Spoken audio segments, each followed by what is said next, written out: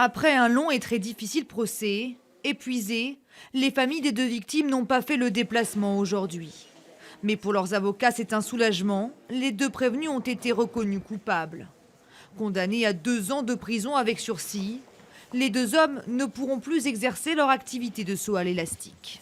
C'était le point le plus important pour eux, c'est qu'il y ait vraiment une interdiction définitive d'exercer toute activité de saut à l'élastique. Comme ils l'ont dit, et tous, que ce soit la famille de Souter ou la famille Nedelec, c'était pas la prison qu'ils espéraient pour ces personnes, c'était vraiment que ça n'arrive plus jamais.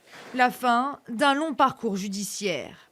Les faits remontent au 28 juin 2015. Lors d'un saut à l'élastique, ce jeune couple est victime d'un terrible accident. Céline Bertin décède sur place, son compagnon lui est grièvement blessé.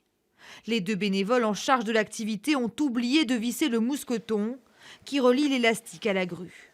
Une chute de 65 mètres de haut. Une erreur incompréhensible pour les familles. Il ne faut aussi pas oublier que derrière, il y a un orphelin.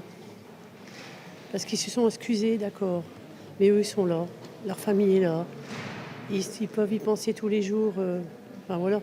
Nous aussi, ça quitte jamais nos pensées. Alors que le procureur ne l'avait pas requis lors du procès, l'association Elastic Fly, en charge des sauts, a également été reconnue coupable. Elle devra indemniser les proches de Guillaume et Céline. Désormais, les familles des deux victimes souhaitent en avoir fini avec cette longue procédure judiciaire qui a duré près de 4 ans. Des familles qui espèrent donc que l'association qui était en charge de ces sauts à l'élastique ne fasse pas appel de la décision du tribunal de Saint-Omer.